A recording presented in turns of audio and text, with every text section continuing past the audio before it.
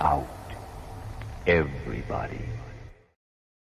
What's up, everybody? Welcome back to another episode of Lights Out. I'm your host, Josh. I'm your host, Austin. And I'm the producer, Daniel. And today we are going to be taking a look at the Happy Face Killer, who we now know is Keith Jesperson, a violent, misogynistic giant who, as far as we know, has murdered at least 8 women. He claims he's murdered far more, but he is currently in prison for the rest of his life. Thank God.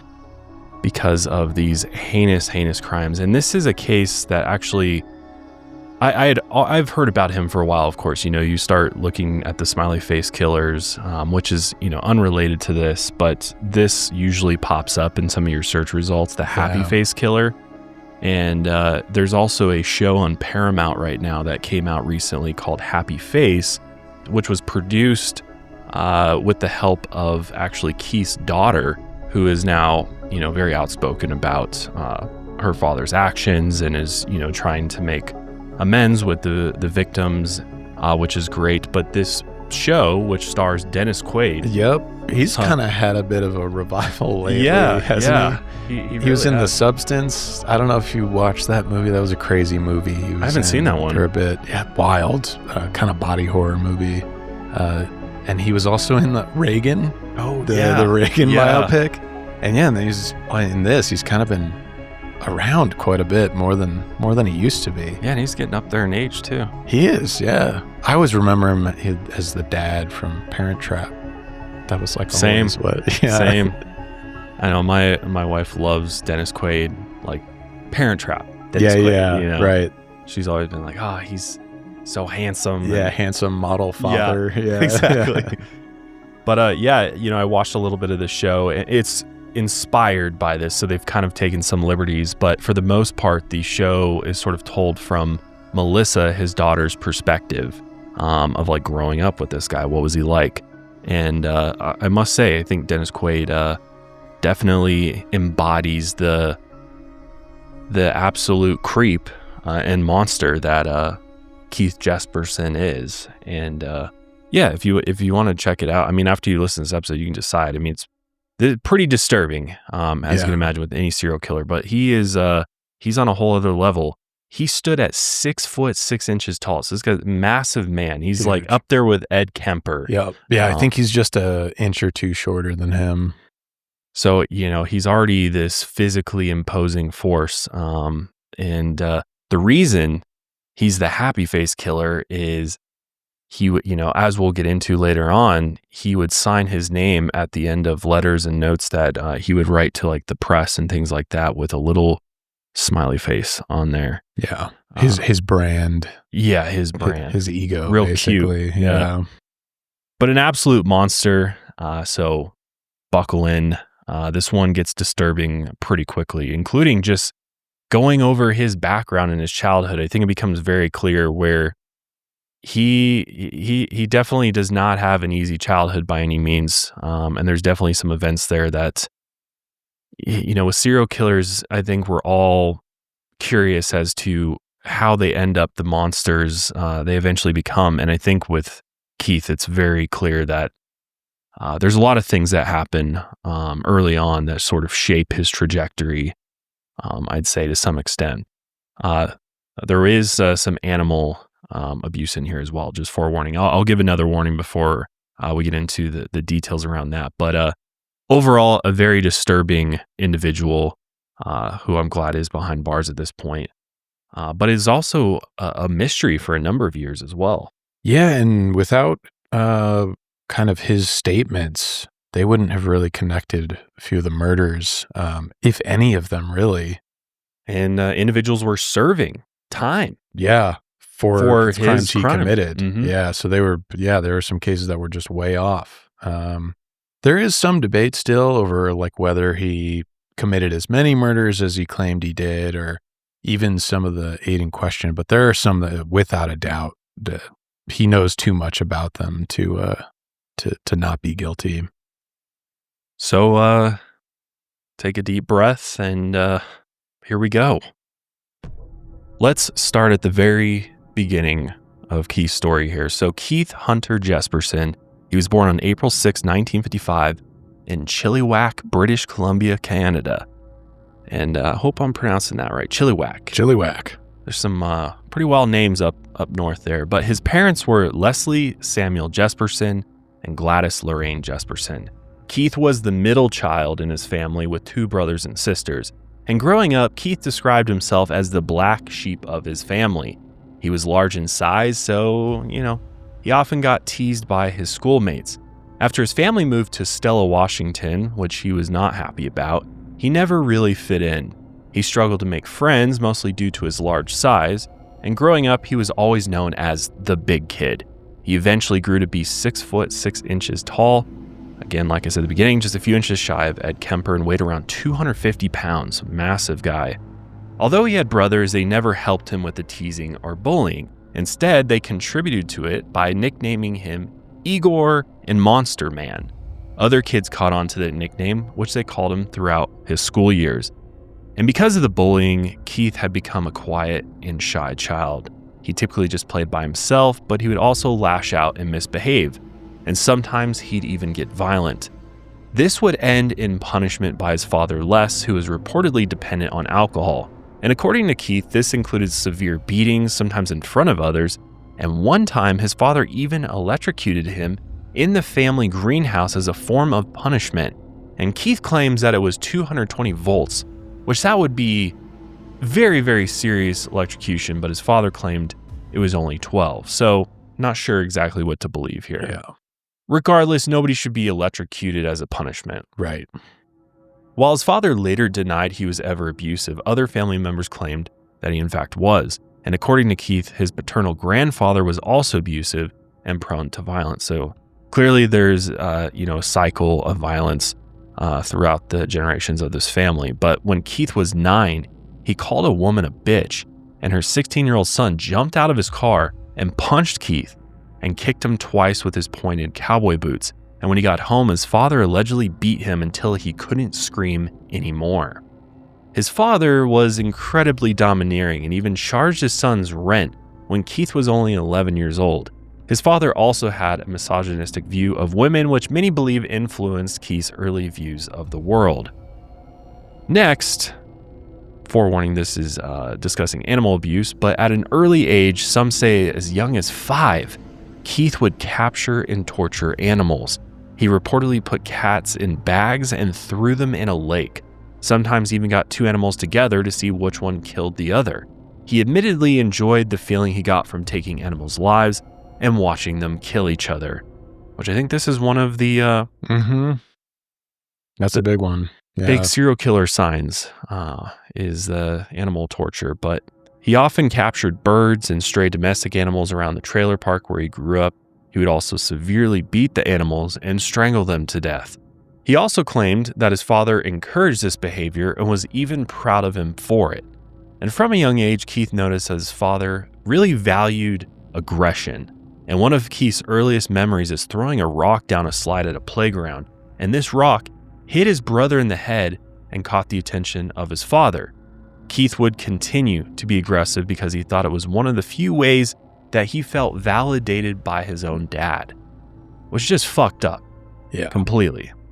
Despite his disturbing behavior and constant outbursts of violence, he was generally mild-mannered and soft-spoken, but his shyness was falsely perceived as gentleness. When he was 10, he had been friends with a boy named Martin, and the two would often get into trouble together, and Keith claimed that he would get into trouble for things that Martin had done. One time, it led to his father allegedly beating Keith with a belt, and in one instance, Keith violently attacked his friend Martin out of revenge until his father pulled him away. Keith admitted many years later that his intention was to kill his friend Martin.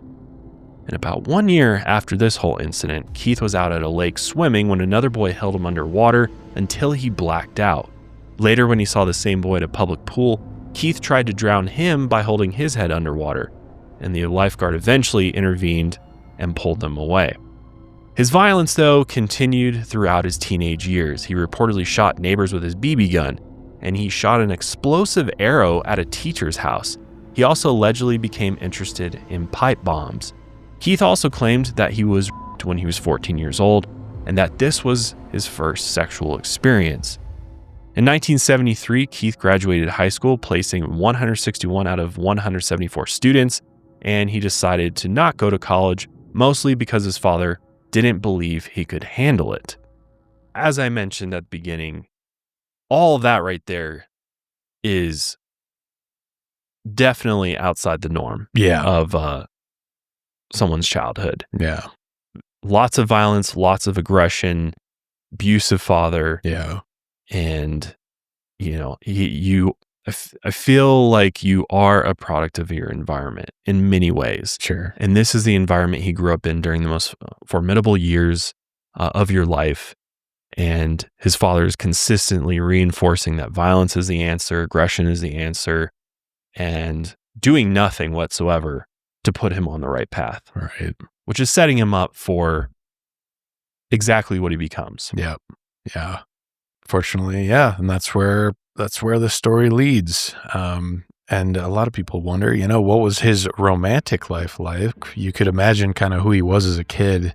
You'd assume, he didn't have many friends and couldn't get along with people. But yeah, his romantic life was mostly non-existent in high school. He was never successful with dating girls, and he never went to the school dance or prom. But after he graduated, he met a woman named Rose Huck from Indiana. She saw him as a nice, ordinary man, and when Keith asked her out, she wasn't really sure, but her friend ended up pushing her to go out on a date with him. 9 months later, when Keith was 20, he married Rose in 1975, and according to Rose, she later found out many years later that Keith had actually kissed one of the bridesmaids when Rose was getting ready for their wedding ceremony. In hindsight, Rose thought that Keith only married her to please his father, which we've already seen him. He feels like he needs to be validated by his father, so that wouldn't surprise me one bit. But still kissing other women on his wedding day. Yeah. That says a lot. Right. But despite all that, they were married for 15 years and they had 3 children together. They had 2 daughters named Melissa and Carrie and a son named Jason. Melissa, the oldest, knew Keith as a, quote, easygoing man, and she described him as so large that he, quote, eclipsed the sun. As a family, they would often camp together, and these trips became fond memories for the children, and early on, Keith appeared as a caring father. Melissa said, quote, I felt secure and safe with him home. But some could tell at the time that there was this other side to him. And even Melissa remembered the first time she saw her father abuse animals when she was only 6 years old. So, trigger warning, there's some animal abuse here. Melissa had found a litter of kittens, I think she said, in her basement, and she began playing with them. And when Keith saw them, he took the kittens and hanged them by their tails and backs on the clothesline outside of their home. Melissa ran to get her mom, but by the time they came out of the house, the kittens were then on the ground dead. That's disgusting, man. Yeah, so even his young children could see his violence. I think it's the triad is what we were talking about. That's right. The triad for serial killers. Killing and abusing animals is definitely one early on. What's the other one? It's wetting the bed and fire setting, wetting the bed, and abusing animals. So we definitely know for a fact he was really into abusing animals, unfortunately. But in the meantime, to support his family, Keith had found work as a truck driver, and he was constantly out on the road. And speaking of, so if you don't remember that episode where we covered serial killers, but truck drivers were one, if not the top career path for serial killers by a lot of studies. So Keith kind of lines up with a lot of those. I wonder too if he thought about any of that. Like while he was doing it, or like I wonder at what point he started fantasizing about killing people. Oh yeah. And if the thought ran across his head of being a truck driver will make it easier for me to commit these crimes that I want to do. I think there was definitely that thought in there. Or at least, and maybe it wasn't quite to murder yet, but maybe he was like, when I'm out on the road. I don't know. Or he realized along the way. Or this is incredibly convenient. Once he got into it, yeah. These days, it can be a complete pain to find a doctor or just find a medical professional for that matter. I mean, it's so confusing, and insurance companies aren't always the easiest to work with. Nope. And they certainly don't make it easy to find an in-network doctor. No. So where do you turn? Both Austin and I turn to ZocDoc for all of our medical needs, because ZocDoc is a free app and website where you can search and compare high-quality in-network doctors and click to instantly book an appointment. We've both used it recently. Yeah, actually, honestly. And you're maybe going to use it again. Yeah, I'm trying to find a new PCP out here, and ZocDoc is the only way to go. I trust it. I know they have the things where you can use through your insurance. You go to their website, you try to use their portal. That search function is a mess, and we've said this before, where ZocDoc, you get the ratings, and you get to see verified patient reviews, which is awesome, and I actually trust those. I've used it for orthopedic surgeons for my wisdom teeth. I know my wife has found a dermatologist on ZocDoc. I found my daughter's pediatrician thanks to ZocDoc. It just makes it so easy. All you got to do is you go to the website or download the free app, and then you basically put in what condition, procedure, type of doctor you're looking for, the location, and then your insurance carrier and plan, and boom, hit search, and you'll get a bunch of different listings. But not only can you find the medical professional, but you can also book an appointment right through the ZocDoc platform. Yeah, I love that. So easy. So easy compared to some other stuff out there. Plus, you can book the appointments sometimes within just 24 to 72 hours.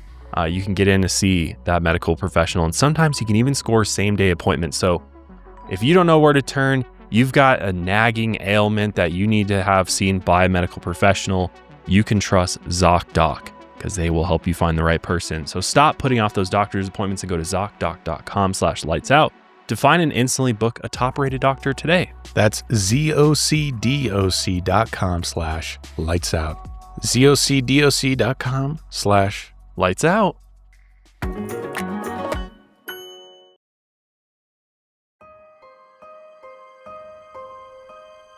As time went on and Rose was left at home to take care of the kids, she began to suspect that Keith was having an affair, possibly more than one, because mysterious women had begun calling the home telephone claiming to be Keith's girlfriends, and obviously tensions in their marriage escalated after this. Which is insane to think about, that Keith was giving these quote-unquote girlfriends the home phone number. Yeah. That is wild. Clearly no respect for Rose whatsoever. No respect, yeah. By 1989, Keith was out on the road, and Rose packed up her things one day, and she took the children, all their belongings, and she drove them 200 miles to Spokane, Washington, to live with her parents, and the couple divorced the following year. After the divorce, Keith would still spend time with his children whenever he was in town. At first, he saw them pretty often, but then it was only every few months, and then less and less as time went on. Melissa could tell her father had gotten more stressful, fearful, and paranoid as time went on. He wanted to join the Royal Canadian Mounted Police. Reportedly, during a training exercise for the police, he sustained some sort of brutal fall that injured him, and he was then kind of dismissed from that program. So he decided to return to truck driving, and he found work as an interstate truck driver in Cheney, Washington. And while traveling from city to city because of his job, he would spend time bar hopping and picking up the sex workers and prostitutes that worked you kind of know interstate truck driver life, at least the stereotypes. A lot of it's you stop somewhere, you find the closest watering hole where the other truckers are kind of hanging out. And especially around this time, there's a lot of people trying to pick up rides, between states to get to other places. So you come across a lot of people out here in this lifestyle. Even at truck stops. Yeah. I've even seen stories of sex workers that hang out at Love's truck stop. Yeah. Just because it's, there's good business there. Yeah. Lot lizards, they're called. Oh, yeah. Interesting. Yeah. They're called lot lizards. But it didn't take long before he realized that truck driving and this trucking lifestyle offered him the perfect opportunity to just find victims and kill them without being suspected. I mean, a lot of these people are also, just travelers. They're adventurers, and we'll see it with a lot of these victims. Not all of them, but it's people, they're traveling from city to city. They kind of live a transient life. Transient life. They're kind of nomadic. And unfortunately, that just makes them more vulnerable to people like Keith. Over the course of the next 5 years, beginning in 1990, Keith Jesperson would kill at least 8 women. He used his size and strength to his advantage and usually picked out small women to be his victims because he was absolutely obsessed with control. Before we get into the murders, it's extremely important to note that the details leading up to the murders might be unreliable since they come from Keith himself. Although some investigators have been impressed with his memory of the violence inflicted during the crimes, many have questioned his recollection of events, especially when it comes to the victims. Keith, as you probably know by now, is a known misogynist. He often used stereotypes to portray his victims in a negative light in order to justify his killings, and the majority of his victims were never given the chance to tell their stories. His first known murder occurred on January 21st, 1990. He was out near Portland, Oregon, when he met 23-year-old Taunja Bennett. Her brother Rob described her as a beautiful young woman just starting her life. Her sister Michelle described her as fun, outgoing, and the most loving person. But she also knew that Taunja was too trustworthy. Reportedly, Taunja was also, quote, developmentally slow. Keith saw her playing pool at the local tavern, and he introduced himself and struck up a conversation.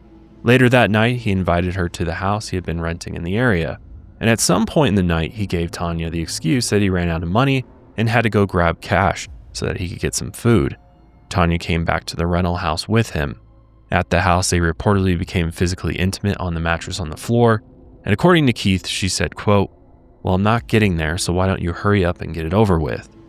This enraged Keith, so he punched her in the face multiple times. He then took his fist and pressed it into her neck, strangling her to death. He then returned to the tavern for a few more drinks to establish an alibi before returning to the house and disposing of her body. Taunja was then reported missing by her mother. A passerby on a scenic highway out in the Columbia River Gorge soon discovered Taunja's body in a ravine beside the road. Her sister Michelle was in disbelief when she recognized her sister's clothes on the news report.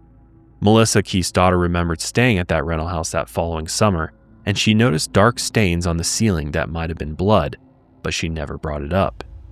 Police thought the case would be easy to solve when a local woman, Laverne Pavlinak, came forward and claimed that her boyfriend was the killer of Taunja. She had read the news report surrounding the death, but she was only using it as a way to end a long-term abusive relationship she had with her live-in boyfriend, John Sosnowski. Laverne then set up a meeting with investigators and gave a false confession. At first, she only implicated John. She even bought a purse and put it in the trunk of John's car to add to the story, since Taunja's purse had not been found near her body. But then, Laverne weaved in how she was also an accomplice through coercion. She used details she had read in the newspaper to create a story of how John forced her to help him murder and dispose of Taunja's body. Both Laverne and her boyfriend John were arrested on March 5th, 1990. Late into their trial, Keith stopped at a truck stop and wrote a message on the wall. On it, he confessed to the murder, saying, quote, "January 21st, 1990, I killed Taunja Bennett in Portland. 2 people got the blame, so I can kill again. Cut buttons off jeans. Proof." Meanwhile, John and Laverne's trial had already begun. The lawyers were intrigued once they heard about the bathroom stall graffiti confession. The defense tried to bring this in as evidence during the trial, but the judge wouldn't allow it. There was no evidence that this confession was legitimate. And despite the circumstances, they were both convicted of murder in February 1991. John pleaded no contest to avoid the possibility of the death penalty, and he was sentenced to life in prison. And Laverne was sentenced to no less than 10 years in prison, which was much more than she had anticipated. She immediately, realizing she's going to be in prison for 10 years, confessed to making up the whole story, but her claims were ignored. So they both remained in prison. Ooh. That is pretty wild. Yeah. Also scary that you could get a conviction on something like this, right? Right.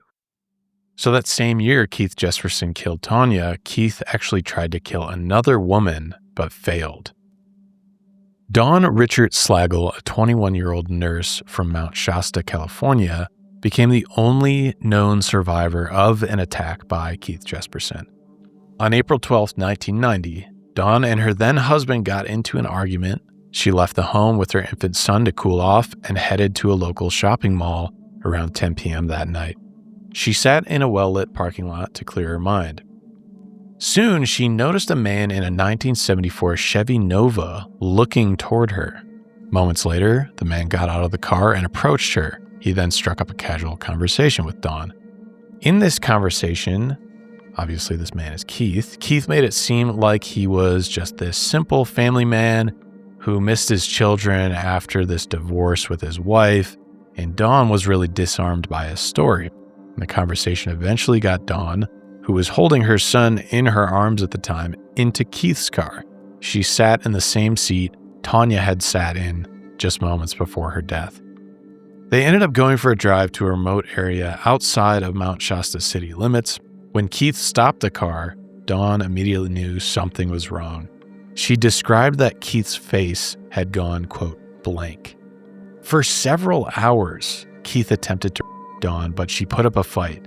He then attempted to strangle her, but again, she fought him off. During the struggle, Dawn's infant son fell to the floorboard and began screaming. The attack reportedly continued past midnight into Friday the 13th, and Dawn pleaded for her and her son's life. After hours of struggling, Keith suddenly gave up. He then started the car engine and drove back into town, which this obviously shocked Dawn. I kind of racked my brain over this case, and I'm wondering if what we have here, you ever hear those stories of like mothers saving their children beneath cars or boulders? They get this like superhuman strength. I'm wondering if maybe that's what she was accessing, because we know Keith is this huge guy, and for her to be able to fight him off for hours, I can't really explain that other than she was tapping into some maternal strength here. Yeah. It's an incredible story. That's just, I mean, to fight off a sexual assault while you're also trying your best to protect your child is just unfathomable. Yeah. I mean, it's just insane. And the fact that she was able to survive. Yeah. And she later said, quote, "I don't know if it was the baby screaming or whether it had to do with God, but I could not believe it." Keith then dropped her off back into town, and he warned her not to tell anyone. Dawn then grabbed her son and ran towards the closest police station. She immediately filed a police report, giving them the man's name and vehicle description. Here's the crazy part. Local police actually tracked him down, and he even drove back to Mount Shasta to report to police. And they charged him with a misdemeanor of sexual battery, and he pled no contest. So unfortunately, this charge wouldn't really deter him from his later criminal acts of violence, and he would go on to murder at least 7 more women after this. Tragically, less than a year and a half after the encounter in Keith's car, Dawn's 2-month-old son actually died at the hands of her then husband, John Ferrari. He served time after pleading guilty to manslaughter. Dawn really struggled afterwards. She fell into a deep depression, which led to substance abuse, and her other children were soon taken away from her. She became extremely guilt-ridden, and it took her years to finally get better and to tell her story. God, this poor woman. I know, right? To survive an attack from what would become a serial killer, Yeah. and then have your 2-month-old die at the hands of her husband. Yeah. It's just whole tragic. life kind of implodes. Oh, man. In 1992, Keith murdered again, and this time in Blythe, California. His second victim was an unidentified woman known only as Claudia. Keith might not have known her real name, and he met her at a brake check area on Interstate 15 south of the Victorville area. She needed a ride to Los Angeles, so Keith agreed to take her. And according to him, he ended up traveling with her for about 4 days. One day they got into an argument over money, so he tortured her while she pleaded for her life. According to Dr. Elizabeth Yardley, a criminologist, Keith enjoyed the feeling of power he got over his victims. He sought out complete control and domination, and he really enjoyed the idea of someone being completely subservient to him. He ended up punching Claudia to death, and her body was found on August 30th, 1992, along Highway 95. And to this day, she has not been identified, although investigators hope that advancements in DNA and genealogy will help. But soon after killing Claudia, Keith made his way to Turlock, California. And here he met Cynthia Lynn Wilcox, who also went by Rose, an alleged sex worker who he had claimed entered his truck at a truck stop while he was sleeping. According to Keith, he killed her over a parking spot, and he then dumped her body. His fourth victim was another sex worker, Lori Ann Petland. She was from Carlton, and she met Keith in Salem, Oregon. According to Keith, he said, quote, "She wanted me to feel sorry for her." Then reportedly, Lori tried to double the fee she charged for sex, and when Keith refused, she threatened to call the police. According to Keith, she asked him to kill her. He then strangled her to death, crushing the bones in her neck, and her body was discovered in November 1992. And again, remember, this is Keith, because of course you can see the misogyny here. Yeah. His next victim was an unidentified woman who was later identified to be 45-year-old Patricia Skipple, who was nicknamed Patsy. Keith had thought her name was either Carla or Cindy at the time, but he picked her up at a truck stop in Corning, California, and gave her a ride after buying lunch for her. And according to him, he raped her and then strangled her to death before dumping her on the side of the highway. Her body was found in June 1993 on the side of California State Route 152 in the Gilroy area in the San Francisco Bay Area. Police considered her death a drug overdose at the time. It was listed as undetermined, so there was no official murder investigation. I mean, we've seen things like this, right? It's sex workers and the police just whatever. They don't really put enough time and resources into it. And yeah, I know a lot of the time, these sex workers that are picked up at truck stops, or they're given the name of lot lizards, like a lot of them are potentially trafficked as well. Yes. These aren't necessarily all women who are just Independently showing up out here. there. Yeah. A lot of the times on their own it's free will. really sad, like their backstories. And yeah, some are, have substance abuse issues, but yeah, it's sad that they kind of just looked at that case and nope, it's just a drug overdose, whatever. Yeah, and I believe that was because her toxicology report showed she had drugs in her system, which again, they just were like, that's it. Yeah. But yet she ends there.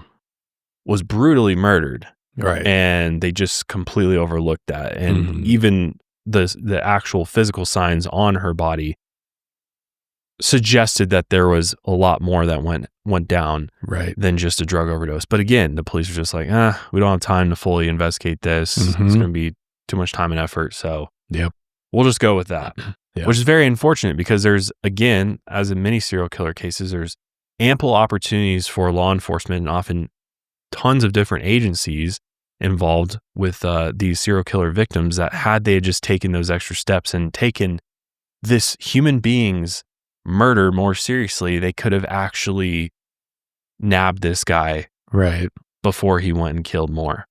But it just didn't happen, especially during 70s, 80s, 90s. And I mean, I like to think that if something like this happened now, that it would be taken more seriously. But even then, even now, sex workers are still not treated as second-rate citizens. Unfortunately, it's very sad. Yeah. I don't know about you, but every time I go to the store to buy some wine, I have no idea what I'm doing. I just end up walking up and down the aisles, just looking at all of these different bottles and names that I know nothing about. And it's just time consuming. I end up getting the wrong bottle. I just get suckered in by a cool label. Yeah, or you just end up picking up the sale bottle at the end cap and you're like, this will work. And then you're like, everybody's like, this is not great wine. Been there. Well, that has all changed thanks to Naked Wines, because this podcast is sponsored by Naked Wines today.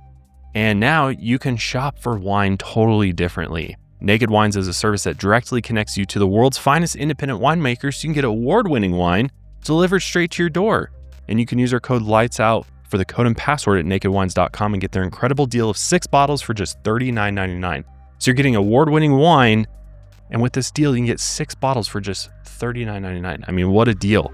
And yesterday, Mother's Day, I grabbed one of my bottles. I think it was a Pinot Grigio. Is that what it is? Pinot Grigio? Yeah. Did I say that right? I think so. Probably not saying that right, but it was a white wine out of my Naked Wines box, and I made a linguine and clam pasta for my wife for Mother's Day. Yum. And, drank the rest of the bottle after I used there you go. The 2 cups I needed for the pasta sauce. And my God, it was really good. Really good. Nice. I could tell because I had made this dish a few weeks back, and I'd used the store-bought non-alcoholic cooking wine. Oh yeah. And the flavor profile was so elevated on this pasta yesterday because you reduce that wine down, but you still get all that delicious flavor in there. Mm-hmm. And it was great because I just looked on the back of the label and it was like, it told me that this is great pairing for seafood right on the label. And I was like, perfect. I'll use that one. Yeah, because especially even if you don't want to use wine to drink, it's always great for cooking. So that's awesome that they would give you that option, You can cook with it and then finish off the bottle while you eat it. There you go. It's a win-win. Yeah, a 2 for 1. And also, if you get a bottle and you're like, I don't know if I love this or not, they'll credit your account if the wine doesn't hit the spot, which is great. So you're supporting independent winemakers. Hell yeah. Which, what's not to love about that? I mean, we love Naked Wines. We know you will too.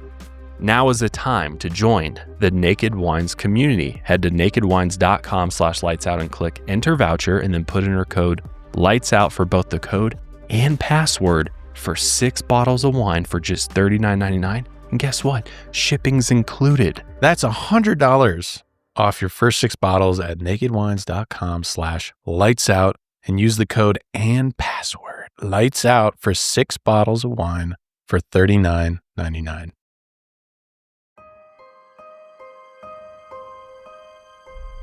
By April of 1994, Keith Jesperson had murdered at least 5 women that we know of. There could potentially be more. He also felt like he wasn't getting enough credit for his murders, and at the time, he was 39 years old, and he had actually stopped killing for a short while.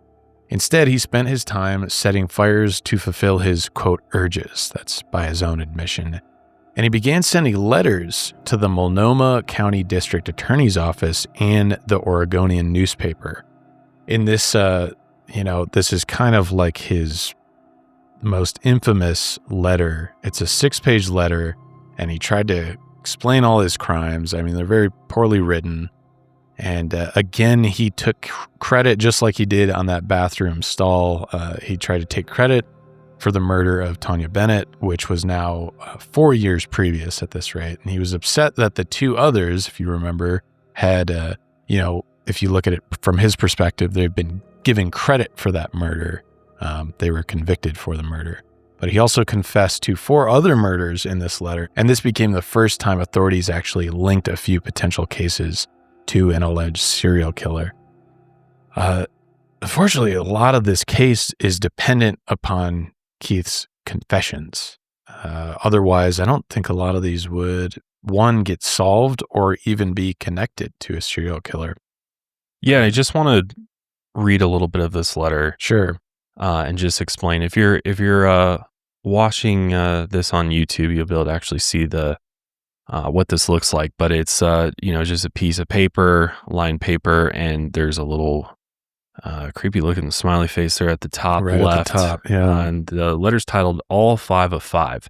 And I'm just going to read a little bit of this just so you get an idea of what this sounds like. But it says, "I would like to tell my story! ! I am a good person at times, ? I always wanted to be liked. I have been married and divorced with children. I didn't really want to be married, but it happened. I have read your paper and enjoyed it a lot. I always have wanted to be noticed like a Paul Henry front page something.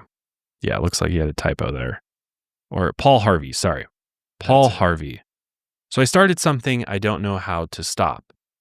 On or around January 20, 1990, I picked up Taunja Bennett and took her home. I raped her and beat her real bad. Her face was all broke up. Then I ended, which is all caps, her life. And he has this underlined. By pushing my fist into her throat, this turned me on. I got a high. Then panic set in where to put the body. I drove out to the Sandy River and threw her purse and Walkman away, and I drove the scenic road past the falls. I went back home and dragged her out to the car. I want to know that it was my crime, so I tied a 1/2-inch soft white rope, cat on one end and burned on the other. And that's So he's trying to give proof of that. Yeah, I specific know things. details about this crime, so it was me.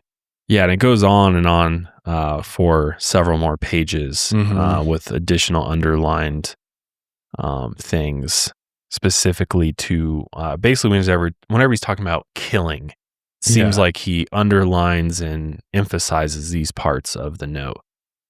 Which let's dive into that a little bit, because obviously people have analyzed these, and there's definitely some takeaways here. Yeah. He also he's obsessed, as you could tell kind of from that, he's obsessed where he's like, I want the credit for this. It's not really to bring any sort of justice to these cases. It's simply to be like, I did this and I want you to know, because it's an ego thing.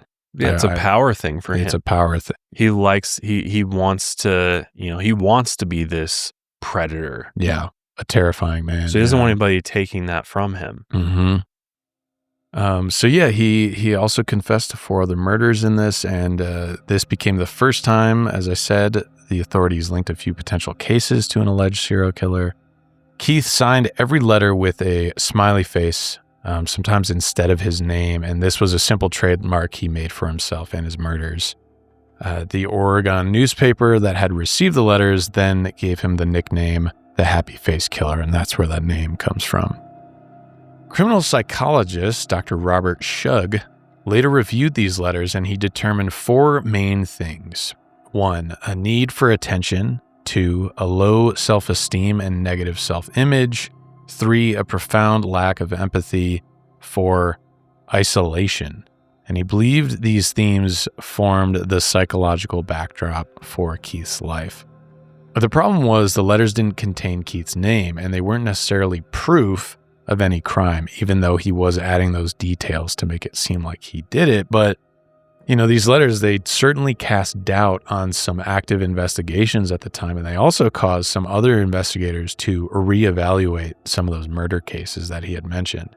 Meanwhile, Keith went on to kill a 6th victim, a Jane Doe that Keith only knew as Suzanne or Susanna, in Crestview, Florida in September 1994. Suzanne was 34 and was described as a drifter in Tampa, and allegedly she was trying to find a ride to Nevada. Reportedly, she was beaten and strangled, possibly with zip ties, inside Keith's truck before being dumped in a wooded area off Interstate 10 near Holt, Florida. So here is a much later interview with Keith in 2023 recounting what had happened. Florida always has security trucks with people in there, so they watch over for panhandling and all that kind of stuff. Right. They really monitor it.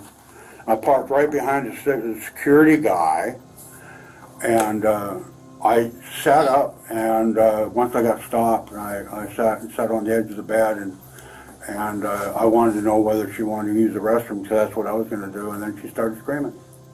She just sat up and started screaming, and I was like, shut up. The more I told her to shut up, the more she screamed. Okay. And I don't need that, because I wasn't supposed to have people in my truck anyway, unauthorized and all that, so I just killed her. Okay.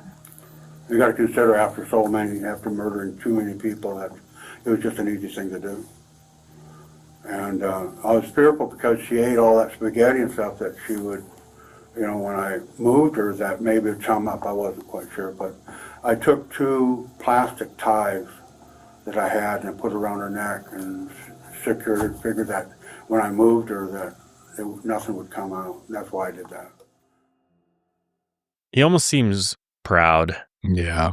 Which is so disturbing. Yeah. I mean, it's like, this is the guy that's sending letters to the news, and he will later be on the news again, because he'll be contacting the news from jail. This guy just wants credit, and he wants to be infamous. He wants to be like the Zodiac killer. Yeah. Or Ted Bundy or something. He wants to he's like, well, if I'm this evil serial killer, I might as well be a famous one, Right. you know? Yeah. And he just doesn't give a shit at this point. Yeah. No remorse either. No. I mean, you could kind of see in just the way he talks about it. It's just there's very matter of nothing fact. there. So, yeah, that's what I did. Mm-hmm. Mm-hmm. Early the next year, in January 27th, 1995, Keith murdered his 7th victim soon after visiting with his children. The victim was Angela Sabrise. I've also heard it pronounced Sabrise, and she was 21 years old. Keith had found many of the previous victims at truck stops, but Angela was an exception. She had been hitchhiking to go see her father, and Keith offered her a ride after meeting her in a bar in Spokane. She later called her father, letting her know she was coming to visit, but he actually declined her visit, saying it wasn't a good time. So instead, she decided to go see her boyfriend in Indiana. According to Keith, Angela kept bothering him to hurry up while he was driving. He said that she was nagging him constantly and wouldn't let him sleep, kind of telling him to get back on the road. There have been debates over whether Keith's story of what happened are true. Some believe he was just finding ways to victim blame while using misogynistic stereotypes of women, which is, the nagging part, to convince himself that he was kind of justified in his murder. So another good reminder that a lot of the information we have for these crimes are coming from Keith himself, so you can take it with a grain of salt. After a week on the road together, Keith ended up strangling Angela to death, and by now, his violence was really escalating. He actually took her body and tied it to the underside of his truck. And his goal was just to completely obliterate her body to the point where she couldn't be identified. Oh my God. Yeah. His excuse was that he just wanted to cover his tracks, which seems ridiculous. But he feared that he had been witnessed actually picking up Angela, or that she had somehow communicated to others that she had gotten a lift from this guy and he could be identified. Her mangled body was later discovered in Nebraska, although Keith might have murdered her in Wyoming. She had not been reported missing because her friends and family knew she lived a pretty transient lifestyle. And small footnote on that, it did become kind of a problem later with prosecuting this crime because there was a discussion of, was she murdered in Nebraska? Was she murdered in Wyoming? There was a talk of like extraditing him to get the death penalty on him, but since they didn't know where exactly she was murdered, it caused all this bureaucratic bullshit basically with this crime. And since most of the information that we even have about the crime comes from Keith himself, there's really not a lot of physical evidence even. So, yeah, which to add on to that, I mean, I think it's largely why these serial killing truckers are so difficult to track down. They're moving. They could go through 3 states in a day. Right. They could be on one side of the country and on the other side in a matter of 48 hours if they really wanted to. Exactly. And so it become especially 70s, 80s, 90s before really technology sort of connected law enforcement agencies. It was very difficult to get information, right? Across state lines, and then who investigates and whose case is this, and so that's why you often see big task force formed, and oftentimes FBI gets involved for that very reason. It's just it's very, very difficult to track these guys, it's very unfortunate. You would think that there would be a better way to investigate these types of cases, but right. Like you said, because of all the bureaucratic bullshit that goes on, and it's hard to get anybody to own up to anything, and take responsibility. And there was also discussions of like spending taxpayer money to extradite him and to try him and to put him on death row, and it just gets really messy when you cross straight state lines. And then he was even kind of recanting some of his confession because he knew they wanted to extradite him. So then he was like, oh, well, actually, I killed her in the other state. So he was kind of just screwing with them so that he wouldn't even get the death penalty. Whole other issue, but that was unfortunate because, we might never actually see justice on paper for this specific crime and for a lot of these crimes, unfortunately. Then on March 11th, 1995, another victim's body was discovered in Skamania County, Washington, just off of Highway 14. A witness found the body alongside the road when he got out to urinate. He looked down the hillside and he saw what looked like a female hand with fingernail polish on it. And at first, he thought it was a mannequin. But as he got closer, he could quickly tell that it was in fact a human body. Officers responded to the call and discovered the body about 20 feet down the hill from the side of the road. They estimated she had only been there for 24 to 36 hours. She was found lying on her right side and her face was toward the ground. Investigators concluded the cause of death was strangulation. She had also been sexually assaulted. Everything about this victim pointed to the happy-face killer. He often strangled his victims to death and punched them in the neck, face, and throat. He also often dumped his victims off the side of a road, specifically interstate highways. First, detectives had to identify the body, and unfortunately, the victim did not have any identification on her, so they transported the body back to the medical examiner's office where they took her fingerprints. They ran those fingerprints through their identification system, which identified Keith's 8th known victim as 41-year-old Julie Winningham. During the investigation, investigators came across Julie's son, Don Finlay. He was 24 years old at the time, and Don described his mom as a cheerful, free spirit, caring, and loving. She was a traveler and an adventurer who loved meeting new people. Growing up, he didn't have a traditional relationship with his mother. He struggled with understanding her lifestyle, which involved a lot of adventure and travel. But as he grew older, he began to understand it a bit more. When he was an adult, he lived in California, and Julie often moved around the Pacific Northwest. He last saw his mother in 1991. He had visited her and they drove around and caught up. As the years passed, they kept in touch over the telephone, and in 1995, she called him on February 12th, which was her birthday. Don's birthday was on the 20th, and as they talked, Julie mentioned that she had been staying in Idaho with a friend and was planning on going to Washington, and this was in fact the last time that they spoke to each other. By March of 1995, Julie had made her way to the Portland area and was spending time with friends on the Oregon side of the Columbia River. She began hanging out at some of the truck stops over in Troutdale, and this area had a vibrant nightlife, and a lot of people would hang out at the Country Western bar, whether they were truckers or locals. So Julie began hanging out with many people in this social circle. This is where she eventually met Keith. Unlike the other women Keith had murdered, Julie was the only one with whom he had an actual relationship with. During the investigation, police came across a major lead, that Julie had been dating a truck driver, but they couldn't figure out his real name. Investigators questioned Julie's friends, but unfortunately, many hadn't paid attention to the man that she was in fact dating. All they knew was that he drove a blue semi-truck with a sleeper cab, and they even described him as, quote, Baby Huey, the cartoon character, which is a gigantic baby duckling. Some eventually said that they thought his name was Keith, but others said his name was Chris, so investigators really didn't have that much to go off of. Luckily, one of Julie's friends had just bought a car from her. Keith happened to be with her during this transaction, and he was asked to sign the bill of sale as a witness. Many saw this as an uncharacteristic error on Keith's part since it left an obvious paper trail behind. And according to criminologist Dr. Elizabeth Yardley, this was actually a sign of Keith's arrogance, and he believed he was untouchable. Investigators finally connected Keith Jesperson to Julie Winningham, and this became the first time that Keith's name was officially connected to any of the Happy Face killer's victims.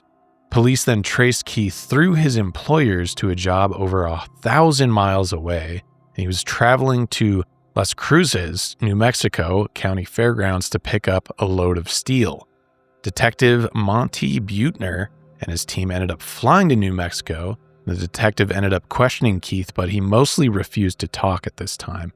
All he said was that Julie was alive when he last saw her, and since they had no actual evidence against him, they let him go. So Keith was let free, and the detectives returned to Washington, and soon after they got back, Keith ended up talking to his employer at the truck company, saying that he was going to confess to the police. He then left a voicemail for one of the detectives saying, quote, "This is Keith Jesperson. I'd like to talk to you. I'll be in Phoenix in the morning. And you were right. I have been fighting with myself a lot the past 2 days. I tried to kill myself a couple of times and it hasn't worked. Not enough damn pills in this country. I'll talk to you in the morning. Bye." It's believed that by then Keith had become increasingly paranoid and he thought the police were tracking his every move. He then left another voicemail saying, quote, "This is Keith. I'm in Arizona. I'll call you when you're there, I guess. I want to turn myself in, so I'll talk to you later. Bye." Detective Rick Buckner then spoke to Keith on the phone, and he had reached a truck stop in Arizona. While on the phone, Rick tried to get a confession from him right then and there. So Keith just openly told him about Julie, saying, quote, "We had sex once and I wanted it again, and she said it was. She started to yell and scream at me, and I just blew a gasket. I just couldn't help it." So according to Keith, Julie and him had gotten into an argument over the car she had recently sold. Julie was angry with Keith since he had signed the bill of sale as a witness. She actually wanted the car back after the sale. She regretted the sale, but since he had signed it as a witness, she blamed Keith for not being able to get her car back. The detective then asked what happened next, and Keith told him, quote, "I just grabbed her by the throat and pushed her down into the blanket because I wanted her to quit screaming at me. So before too long, she quit. I thought she was still breathing when I'm not so sure." Investigators believe that Keith had strangled her either with his hands or by pushing his fist down onto her throat like some of the other victims. And in the original confession, he said it took about 5 minutes. In a later interview, he said it took as long as 10 minutes to strangle her to death. He said he knew it wasn't right to do, but he knew he had to get rid of the body somewhere. And Keith then admitted to driving up Highway 14, parked in a wide spot, took her body over to the side, and then dumped it. And that's where they later found the body. He did not mention killing anyone else in this specific interview with investigators, and he thought that confessing just to Julie's murder was a way to get leniency during future sentencing. Detective Rick Buckner then told Keith to stay at the truck stop, and officers soon arrived and arrested him for the murder of Julie Winningham. As the investigation into Julie's murder was concluding, police discovered a letter Keith sent to his brother just before his arrest, and in it, he described his crimes, adding, quote, "I am sorry that I turned out this way. I've been killing for 5 years and have killed 8 people, assaulted more. I guess I haven't learned anything." And he told his brother not to tell anyone about it, and especially the police. And luckily, his brother did the right thing and immediately brought the letter to the police. Between this letter and the letters to the Oregonian and law enforcement, police were convinced that Keith Jesperson had multiple victims. So they questioned him again, but this time they tried to get more information about other potential victims. Detectives who interviewed Keith often mentioned how friendly he was to them. He never talked badly about anyone, and he never swore. At one point, he even mentioned to a detective that they could go on a tour together and teach people how not to get murdered. Like, what? But again, it's only a disguise to feed Keith's ego. He had an inflated sense of self-importance, and he enjoyed that people saw him as a prominent serial killer. Against his attorney's advice, Keith was very open to police about his crimes and ultimately confessed to the 8 murders. Bruce Dexter from the Laramie County Sheriff's Office said that Keith confessed like, quote, "He was proud of it. I didn't see any remorse in him. He wasn't upset at all about what he had done." Keith also seemed to enjoy the attention. Bruce said, quote, "The guy just needs to rot in hell." Amen, brother. For some of the cases, a confession wasn't enough. Investigators wanted stronger evidence to connect Keith to the murders. So investigators then matched his DNA with DNA evidence found on the body of Lori Pentland, his 4th victim in 1992. And police concluded that at some point during the moment of the crime, Lori bit Keith, and that's what sent him into a rage. He then murdered her in what criminologist Dr. Elizabeth Yardley called stop-start strangulation. He would strangle her until she would lose consciousness, wait for her to regain consciousness, and then strangle her again. He also told police where to find her body before they charged him with her murder. As for another victim he confessed to killing, Angela Sobrise, the woman whom he dragged under his truck brutally. He was also charged with her murder. As for Taunja Bennett, 2 people were serving time for her murder, if you remember. It was known he was upset that the others were given credit for his crime, and he calmly told police how he murdered Taunja Bennett too. He then told police where he had dumped her purse and ID card, which police had not found. He had thrown them into a blackberry field on the morning after he murdered her. So he ended up leading police to the 2 locations out on the Columbia Gorge where he had dumped the body and where he had dumped the purse and ID. Police could not find the purse or ID, but they didn't give up. The next weekend they looked again, and sure enough, they finally recovered Tanya's ID. Again, only the killer would have known its location. So Keith was in fact charged for Taunja's murder. If he had not confessed and shown police where the ID was, he would most likely never have been convicted of the crime. There was virtually no evidence left at the crime scene to connect him, and 2 others had already been convicted of her murder. Keith was in prison, but investigations into his murders continued, and at one point he claimed to have killed as many as 160 to 185 victims, but there is not any evidence to support this claim, and he's also recanted his confessions. Only the 8 victims mentioned are officially connected to Keith Jesperson. After his arrest, Keith reached out to Channel 2 KATU News and confessed his crimes to the public. Here's Keith explaining how he doesn't know why he started to kill. Anything that you'd like to say to people? Well, people look, I'm afraid they're going to look at me and they're going to try to say, well, this guy's, he's sick, he's over, and it's probably true. I am. It's more than probably. I do have a problem. I know I have a problem. I didn't go looking for I didn't look for it to happen. I wasn't out chasing around and trying to grab what I could out in the street. If that was the case, I've given rides to people all over the country. And, no, I'm not out looking for it. I just got caught in a situation where it was whatever. I'm going to talk with my attorney later.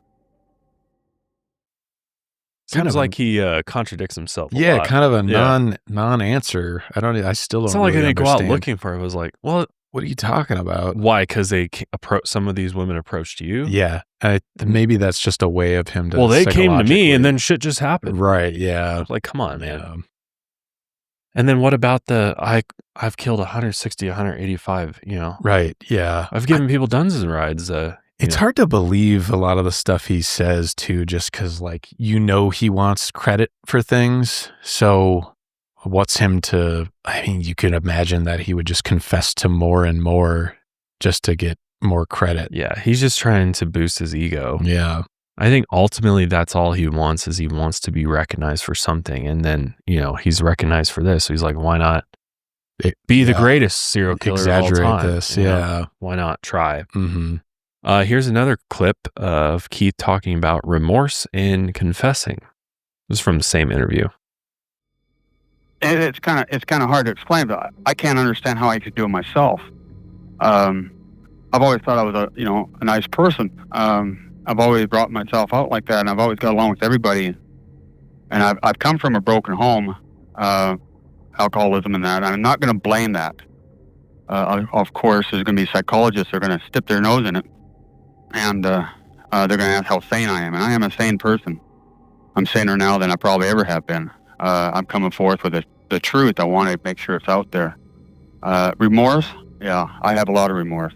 I haven't slept a good night's sleep 5 years, 5.5 years. So once again, the one statement you'd like to make about what you're responsible for? Well, I am responsible for the half-face killing, which includes 8 people in 5 states. And there are a lot of victims out there, and I'm very sorry. I didn't, for the life of me, I can't understand myself why, but there's probably a lot of people I know that probably can't understand how I could even. So, that's how I'd like to leave it right this moment.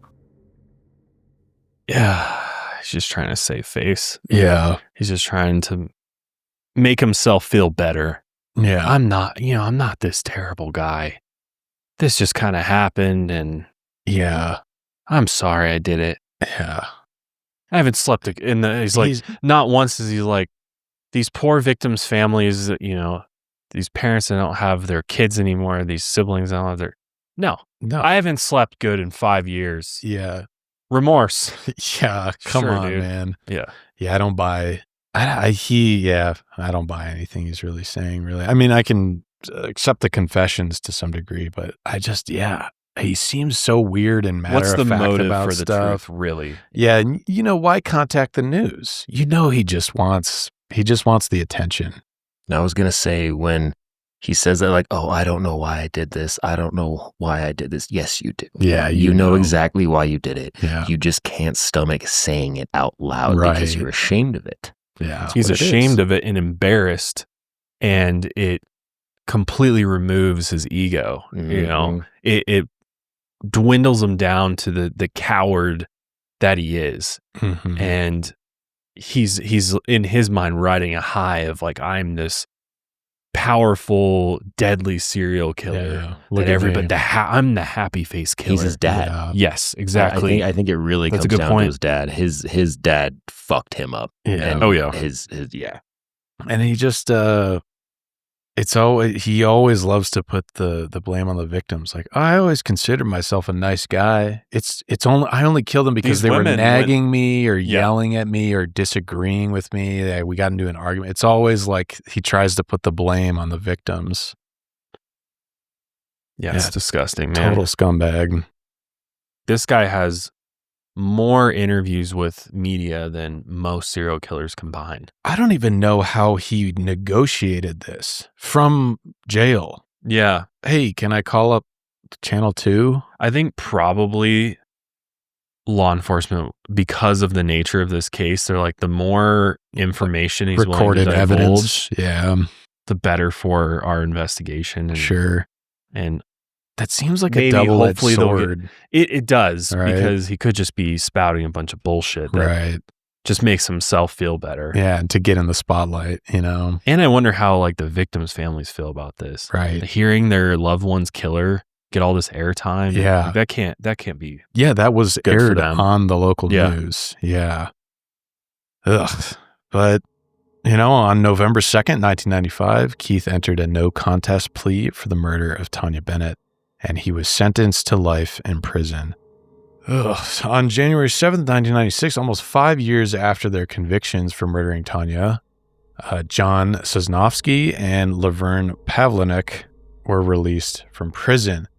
I do want to backtrack just a little bit on Tanya's case. It kind of blows my mind that Keith comes in, confesses to this murder, right? But police are like, well, he's just saying this. So we actually, if we're going to release, you know, these people from prison who are already convicted for this crime, we actually need to go get some physical evidence. And that's when he took them out to the field. They searched it. They couldn't find it. They returned again. They found her ID card, right? So that was like, okay, this is legitimate. But where was that diligence in the first, in the original convictions? There was none. There was none. They just went with it. Right. And that Which kind of blows my Which mind. is scary. It's That- scary that this is how they're operating. Yeah. It was a confession that, it was a false confession that got two people convicted. And yeah, it kind of just blows my mind that something like that can happen. But anyway, on November 15th, 1995, Keith was convicted of the murder of Lori Pentland and given another life sentence. The next month, he was tried for the murder of Julie Winningham. Julie's son, Don Findlay, attended every court date and sat in the front row, and he had to listen to Keith describe his crimes in detail. He admitted to raping Julie using duct tape as restraints, keeping her locked in his truck for 12 to 24 hours, and strangling her using his fists. Luckily, again, Keith was found guilty, and he received yet another life sentence. And in 2010, he pleaded guilty to the 1992 murder of the Jane Doe, only known as Claudia, and he actually received a fourth life sentence. So this man will never see the light of day again. As for the Jane Does, in 2022, one of his victims, an unidentified Jane Doe discovered in June 1993, was later identified as 45-year-old Patricia Skipple, who we mentioned earlier, from Colton, Oregon.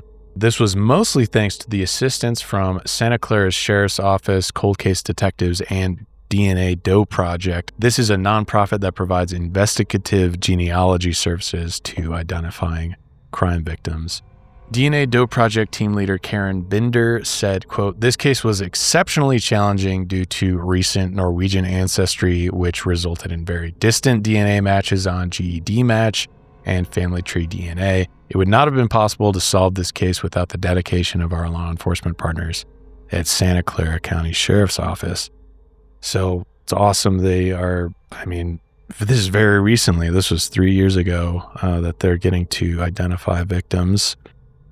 And actually, Keith's sixth known victim was another Jane Doe that he only knew as Suzanne in Crestview, Florida, in September 1994. So that same year, the medical examiner's office received her skeletal remains and then sent them over to the University of Florida. The initial analysis concluded her age range was 35 to 55, and actually they had a clay reconstruction of her face that was made, but no leads ever came from it. In 2007, they made a new facial reconstruction, but it led nowhere. The following year, the medical examiner's office sent additional anthropological analysis to the University of West Florida. Remains were also sent to the FBI for DNA analysis and entry into the National Missing Persons DNA database. She was officially identified as Suzanne L. Schellenberg, I hope I'm pronouncing that right, in March 2023, which they used a new approach for identifying remains through genealogy with Othram Inc. And Keith was then formally charged with her murder. So it's pretty phenomenal. We're getting to identify some of these victims. Yeah, it's truly incredible work that they're doing. We should definitely reach out to the DNA Doe Project, see if Higher Hope can help them out in any way. Yeah. I mean, it's super important. There's not enough people and organizations out there for the sheer amount of does that exist. I mean, it's pretty wild. Just like looking at their website, and there's at least 6 to 8 different cases that they're working on right now that they're needing funding for. Yeah. We'll also link it down below if you're interested in donating. It looks like you can donate directly to the DNA Doe Project. But I think genealogy is just going to continue to get bigger and bigger when it comes to solving true crime cases, because as technology advances and the database gets bigger and bigger, it's going to just be that much more efficient. So because at least at the end of the day, it is providing answers for families who have just missing loved ones. Right. They just don't know what happened to them. Hey, you can finally get some closure on that. So just awesome programs that are blossoming in the last few years too. But luckily, Keith Jesperson is currently 70 years old and serving several life sentences without the possibility of parole, and he's incarcerated at Oregon State Penitentiary in Salem. He has shown absolutely no signs of genuine remorse for his crimes, and his sentences run consecutively, so he will die in prison. I know there was definitely some victims' family members that just wanted to see him fried. Yeah, as they said. They're like, let's just get it over with. It's just better that he's not here anymore. Yeah, I mean, there's obviously potentially still a chance he can get convicted for some of the other victims and get the death penalty, because some of the states he murdered in were certainly they have the death penalty. But it's also like, is it redundant? Do we use the taxpayer money to try him for another one, even though we know he'll already never see the light of day? Because I know, like I was saying earlier, the extradition process, even getting the physical evidence for some of these, all we have really is his confession. So there's some complications there. But yeah, he's, 4 life sentences, pretty solid. I think from their perspective, if I had to take a guess, because we're about to talk about these, doing artwork in prison, he's clearly able to enjoy himself to some level of degree, right. Which I think for some family members doesn't feel right to them. No, yeah. That their loved ones suffered a horrible, brutal death, and this guy's just kind of chilling out in prison for the rest of his days, which again, prison's not a great place to be. But at the same time, I can kind of see how, knowing that he's still breathing and he's doing all right, and he's kind of making the news and like still around. Yeah, that would irritate the hell out of me. And they're making they made a show that's inspired by him, that a celebrity actor's playing as him. Yeah. It's like I don't know. It just all feels a little gross to me. Yeah, I agree. And it's kind of continuing to feed this dude's ego. I agree. Who clearly thinks he's something special. Cause yeah, he's making artwork. Yeah, so he tried to gain attention through this artwork, which included pencil drawings of the Beatles and just a bunch of other crap. There's a stupid picture of him here with some of his artwork. He's got like some Western stuff, some dragons, and and some of this artwork has reportedly been on sale on controversial murderabilia websites, which I think are just completely unethical, man. Yeah, like shut all those down. We don't. I don't. Who wants that shit? Who wants that shit? Why? Yeah. That all you're doing is a favor for a killer. That's all you're doing. Yeah. All he wants is the notoriety and the infamy. Like, I can understand a museum, like a crime museum. I could understand them having some artwork for sake of history and crime history, but for just randos on the internet to go buy and selling these things, seems like there should really be a market for it. Which that's the part of me where I'm like, I kind of agree with the family. If the families want him to fry, then that should be an option on the table. Yeah, I mean, it still is. Luckily, like there's still he's still up for murder. Like we said, 8 official victims. He's been convicted for 4.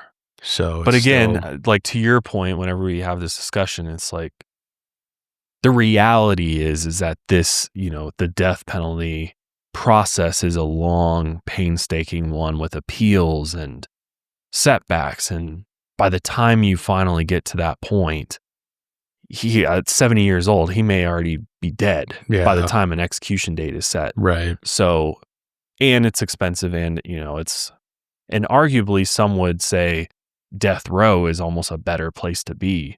Right. He just gets to check out, for prisoners. So I don't know. It's one I go all over the place with. I understand. I understand the sentiment. Behind it. I agree Why? Too, yeah.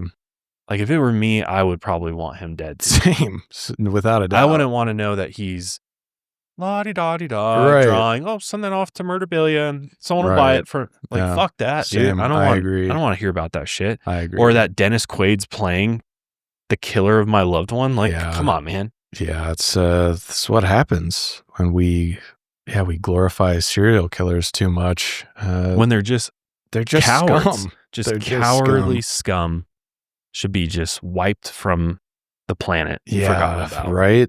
Yeah, and he continued to hit the news. It seems like it's like every 10 years. This guy's got like his own fucking PR agent. Right. It seems like. In a 2015 interview, honestly, because in a 2015 interview with ABC News, when asked how he would feel if someone had done something similar to his own daughter, he responded, quote, "Well, I would probably search him down and kill them.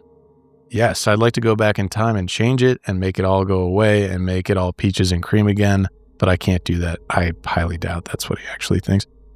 And then he continued to say, "At the time, I could justify each and every one of those murders, and at this time, I cannot."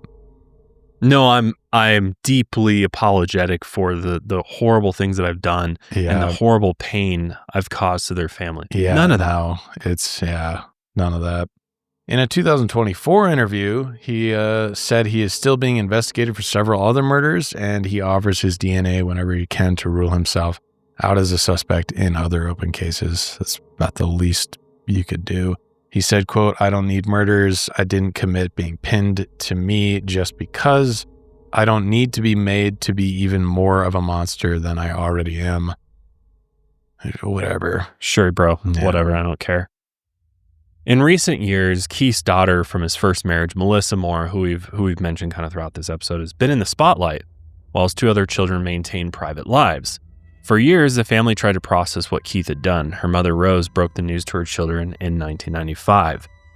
Here's a little news interview with Melissa Moore, just speaking about that experience of finding out who her father truly was. Tell me first just about the moment when you realized, after your dad was caught, and you realized, oh my God, my father is a serial killer. Right, it was my freshman year in high school. I was only 15 years old, and the news had broke in the media. I had no idea. I mean, it was just shocking. My mom had called me in from the upstairs area of our house and called us in for a meeting, and she relayed the news. And the next day I had to go to school like everything was normal, but it wasn't normal. No. Everybody else knew, they had watched the news too. So They knew it was your father. It was just, right.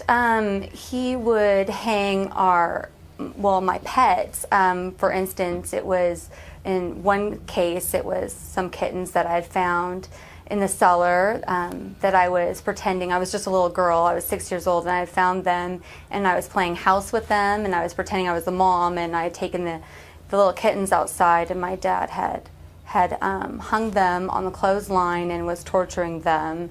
And that was one really dark and horrible day for me. That is something you remember for the rest of your life. And here you are as a grown woman, you're a mother, and looking back though, before we get to current day really, your father, sent letters with his own sort of signature, sort of like this Zodiac killer did, correct?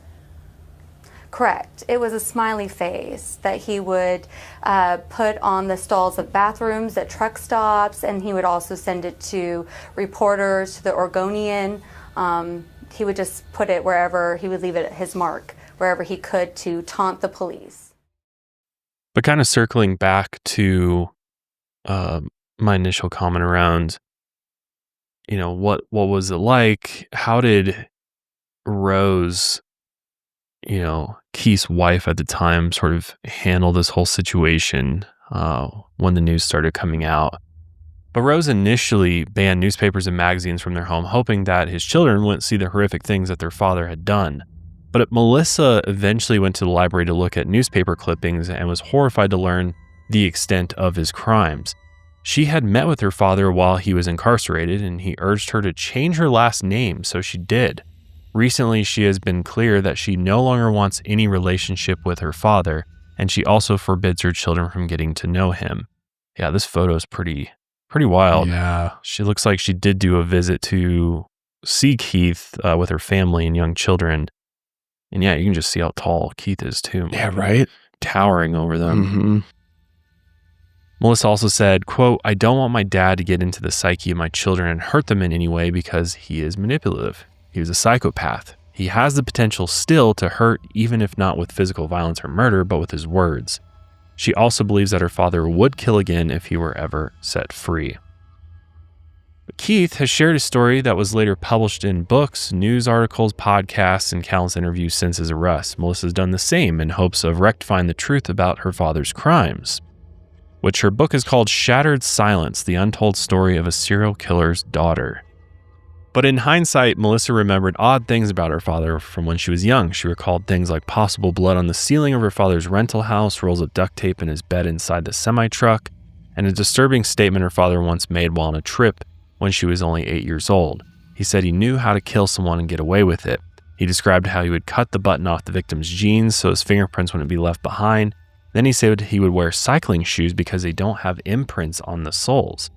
Melissa figured it was just a story Keith had once heard and that he wasn't being serious, but in hindsight, it became clear that he was serious. During another interaction, Keith nearly confessed to Melissa what he had been doing. She was only in high school at the time, and in retrospect, she feared what would have happened to her if he had confessed his crimes to her. Recently in 2023, Keith made headlines again when he urged Rex Heuermann, the Long Island serial killer, to confess to his crimes. Apparently, he had become somewhat pen pals with Rex, which is wild that they're even allowed to be pen pals with each other. Yeah. In response, Keith's daughter, Melissa Moore, sympathized with Rex's estranged wife, Asa Ellera, and she set up a GoFundMe to help with Asa's legal fees to divorce her husband. In recent years, Melissa and her mother, Rose Huck, Keith's ex-wife, have also met with family members of Keith's victims to apologize and support them. Rose died of cancer in April 2021 at the age of 63, which is very sad. Before her death, Taunja Bennett's sister, Michelle White, met with Melissa and Rose for the A&E program Monster in My Family.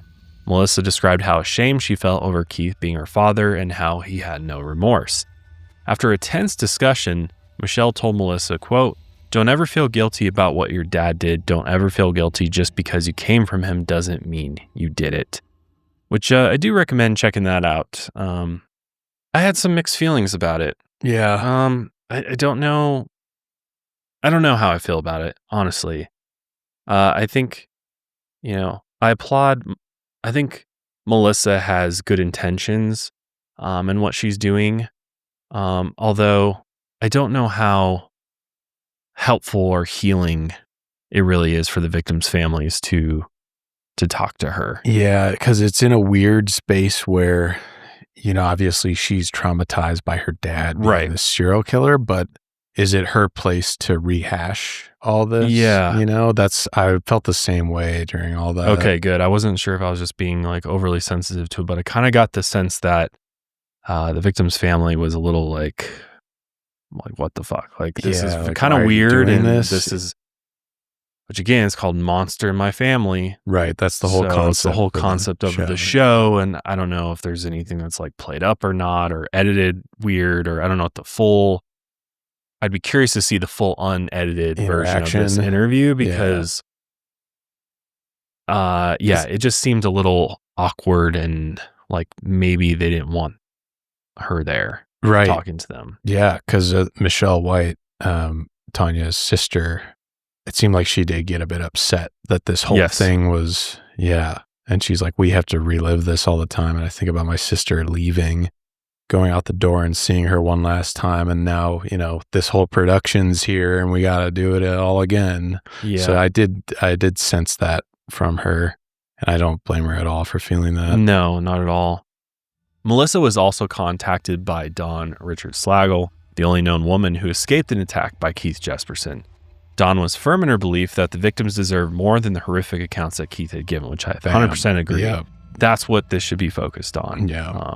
She said, quote, "I see the victims as myself. The screams, the pleas, I know beyond the shadow of a doubt we did the same thing. We all wanted to live. After struggling for years with addiction and losing custody of her children, she has made her story known, and she hopes to be a voice for the victims who don't have a voice any longer." She said, quote, "You can only help someone as far as you have come. I've got a wealth of information, more than most people have, and I'm so glad to have it. I am so glad to come through what I've come through and have the sense to not let it destroy me." Really like that. Yeah. God. I think she even landed like an Oprah interview back in the day, if I remember right. Which we would have played more of these clips, but like every clip around copyrighted. Keith is pretty much copyrighted. Yep. Yes, it's very bizarre that these media companies are so protective over their serial killer footage. Yeah. It's like, I don't know. It's kind of sick, honestly. Yeah. The Jane Doe known as Claudia, who has still not been identified, she was described as being 20 to 30 years of age, about 5'6", around 140 pounds, with shaggy blonde hair and a tattoo of 2 small dots on her right thumb. She had ties to Las Vegas and southern Nevada and appeared familiar with the Los Angeles and surrounding areas. She was wearing a gray t-shirt with a photo of a motorcycle on it when her body was found. And here's a computer rendering of what they think she might have looked like. In recent years, genealogists determined that her biological father lived in southeast Texas but is no longer alive. Several half-siblings were identified, but unfortunately these living relatives are not biological matches to the victim's mother, so they were not aware of Claudia at all.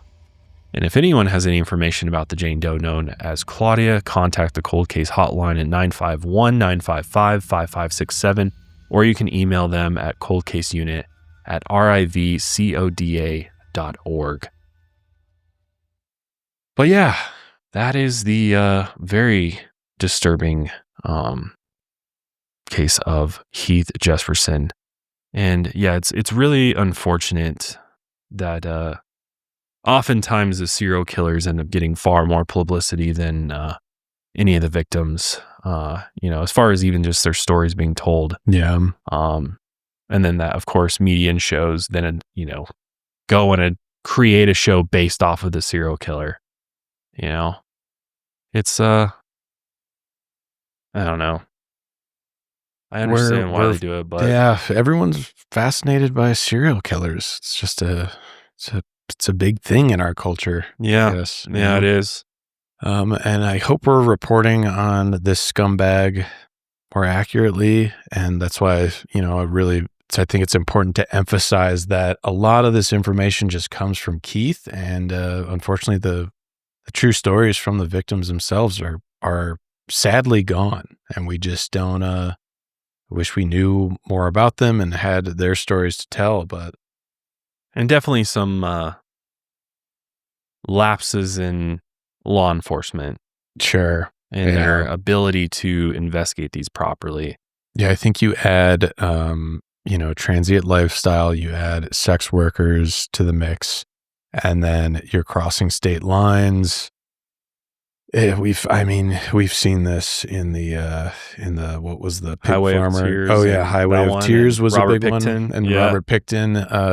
Those Canadian cases we've seen this where it's like we just have in our law enforcement's eyes there are tiers of people. Yep. And unfortunately, that's just the way it goes with these cases, and it's gross. I wish it wasn't like that, but yeah, like Josh was saying earlier, I hope it's not like that as much anymore as it used to be.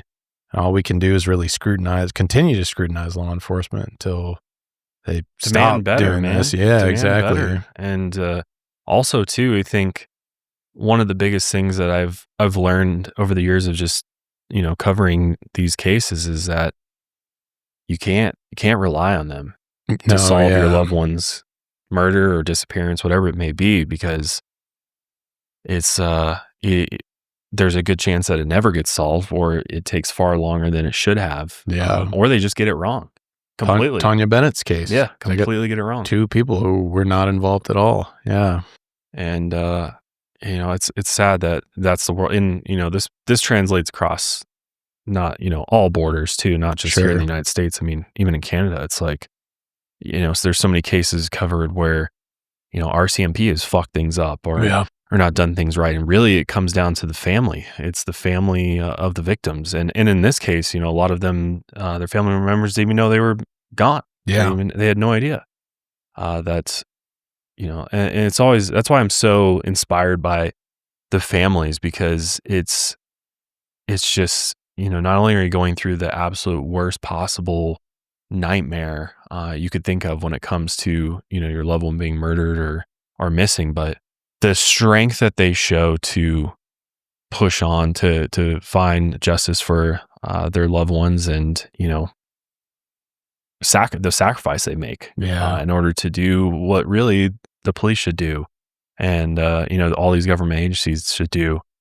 It's truly incredible, and that's really why we founded the Higher Hope Foundations, to better support families of violent crime and their quest to get justice, and provide them the financial support that they need in order to do that. It's really, because we've just seen it over and over again, where most of the submissions for grants that we get from families are like, I've been law enforcement's been at this, they haven't gone anywhere, or they're at a standstill. They've done everything that they can do, and there's nothing else to do.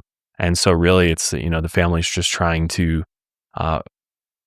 get the financial means they need in order to continue getting the awareness out around their loved one's story. And I think, and it's a really cool thing to be a part of, to continue to support those that are still fighting, because it is a very, very difficult battle, one that none of us can even imagine unless you've been in their shoes.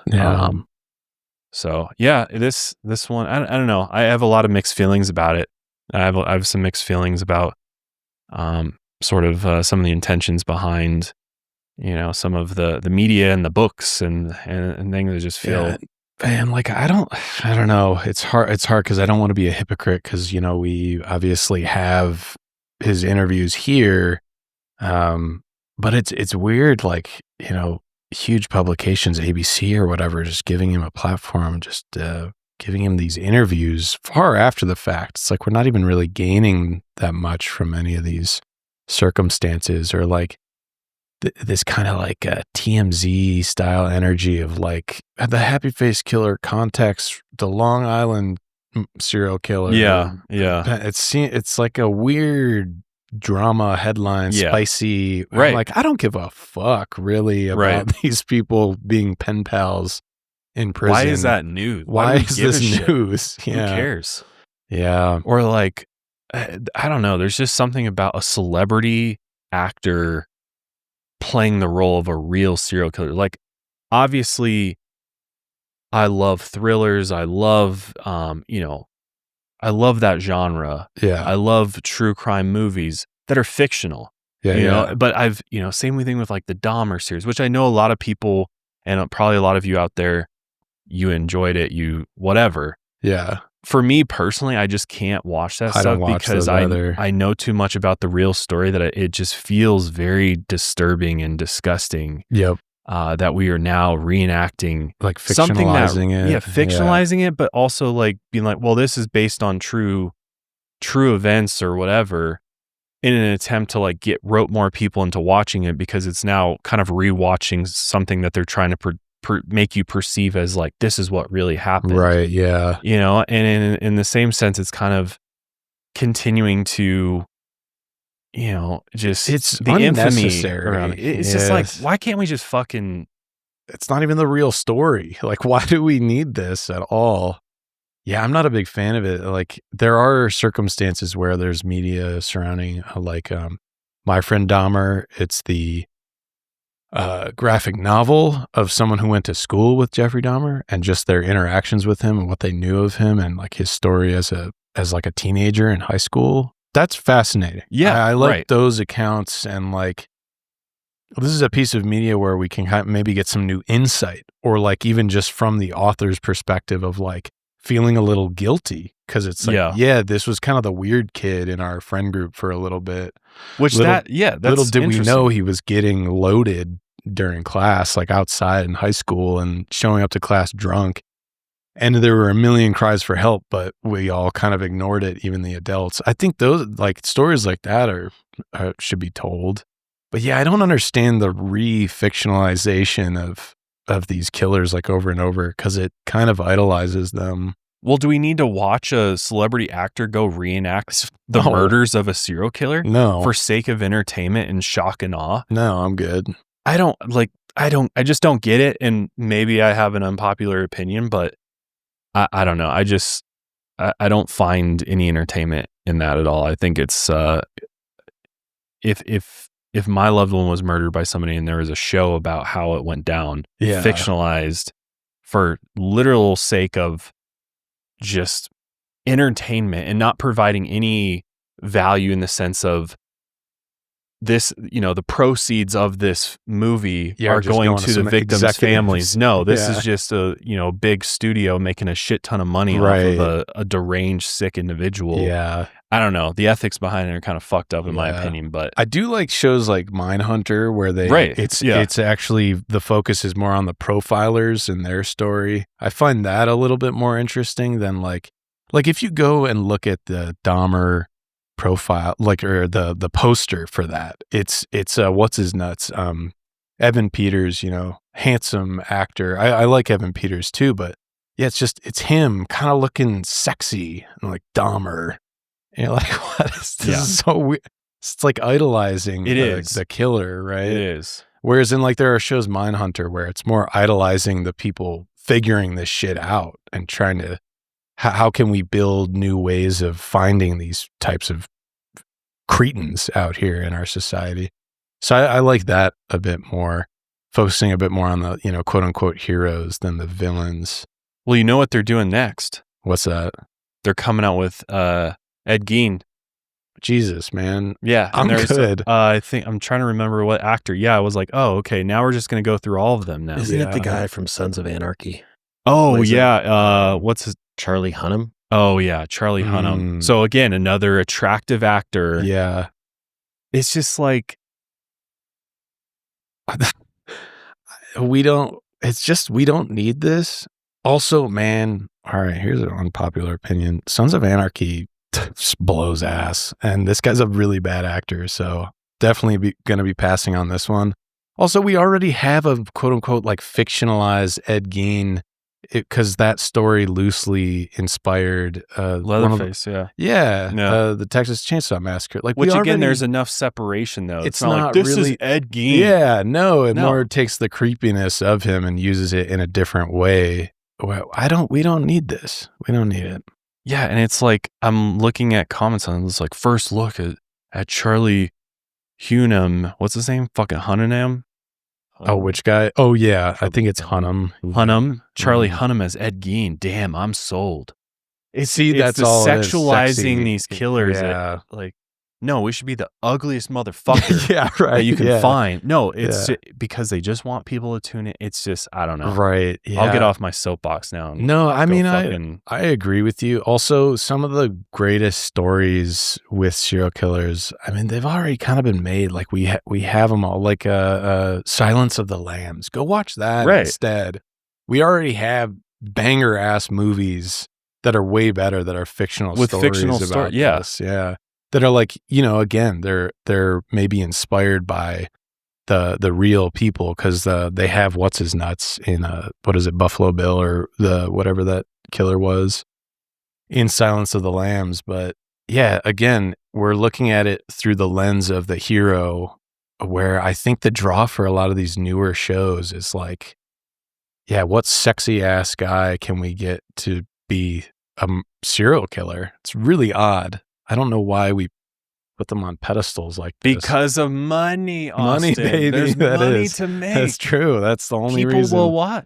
It's very true. They will make. Mm-hmm. You know, it's like, And Netflix has all the analytics, right? Because they release their true crime shows. They know the numbers they can pull. They know who's watching this.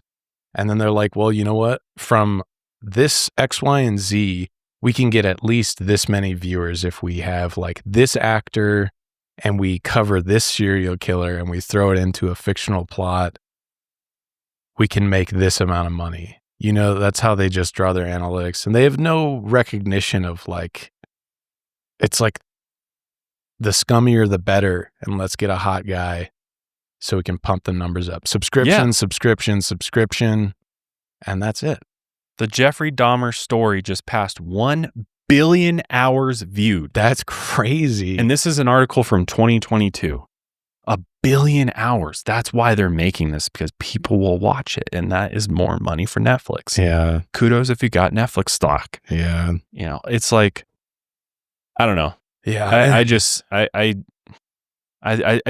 I'm not saying this to try to like shame people. And I know there's some of you out there who gonna be angry at me for saying all this, but I get it. Like, and I'm not shaming anybody for watching what's on Netflix. Like it's everybody can make their own decision. I'm just saying my own personal opinion. This is how I feel. This is why I don't support or watch these films.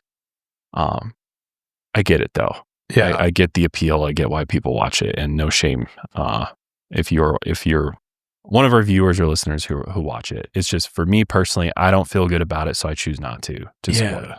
And I hope that, with our show, that you see that we're not idolizing these people at all. My hope for these episodes that we do on these serial killers is kind of to deconstruct this notion that serial killers are like this crazy, they're these almost like untouchable entities that we have that are like, whoa, they're almost mythical to a degree. They've become that. Yeah. And I hope that like our episodes really deconstruct that, and you can kind of just realize these are just creeps, and they're just people who are busted inside a lot of the time.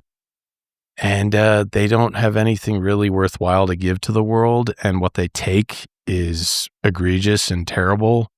And these aren't people we should be romanticizing. These are people we should be avoiding and chastising and putting in a hole forever and covering it up.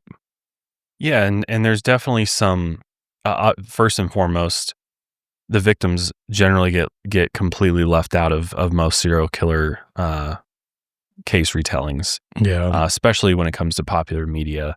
But also I think the biggest thing that is most intriguing to most of us is the psychological part of it, and also understanding the family dynamics. I'm mostly interested in how did we go from point A to point B, as far as how did, if it goes back to our episode of like, what is evil? Does evil actually exist? Are people born evil, or people become evil? What is going on there? It's more of that part of it that really interested. The killing part of it does does nothing for me. It's not, I'm not like, oh, this is great. I've heard everything at this point. Yeah, and they're all similar. We're unfazed by this. Unfortunately, and if anything, I hope the lack of details is worthwhile, because really, there is that vicarious aspect to a lot of the serial killer narratives where you kind of, especially with something like a lot of these fictionalized shows, it's like they're depicting the violence so that you can live it like a horror movie, like you're in it. And I'm like, we already have horror movies. We don't need that vicarious interaction with our narratives here. That's why, I don't know, at most we use the police reports. We just list the facts of what happened, because I do think there is a weird angle there with the violence that people love to digest that, and for whatever reason, I'm not really sure. Well, violence is all around us. We're consumed by violence, and it's sadly become just a part of our human nature in a way, to accept that and to this curiosity.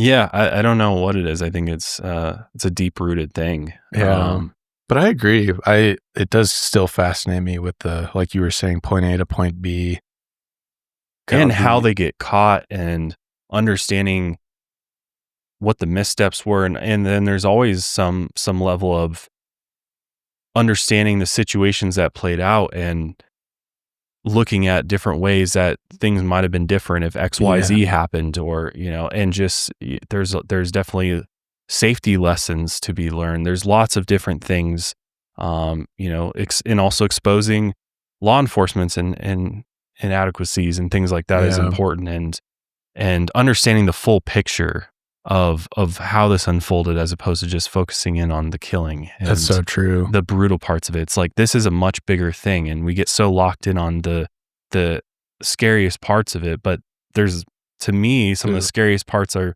things that weren't done. Putting two people in prison for a murder based off false confessions. That's terrifying. That's terrifying as well. So there's these other parts of these cases that I find fascinating. I think are important to talk about, and kind of hopefully open you up to new perspectives. Because that's the thing with it, is like, you could go find 100,000 podcasts that cover serial killers, and most of them are going to have a lot of the same information on it. So my goal is to try to hopefully approach things and just find different pieces of information that a lot of these podcasts just leave out for sake of it's not shocking, it's not as entertaining for people, but hopefully you learn something and you walk away of like, oh, okay, that's a piece of shit who I care to never hear about again. But I also learned these other things.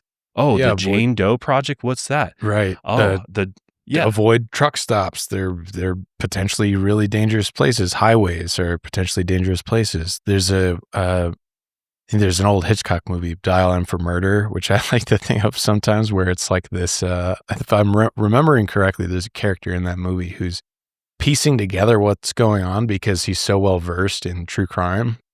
Like, he's the guy kind of figuring out. I hope there is some knowledge to be gained of like, safety, and like knowing when you're in a potentially dangerous environment or a dangerous situation, or even communicating with someone who's potentially dangerous.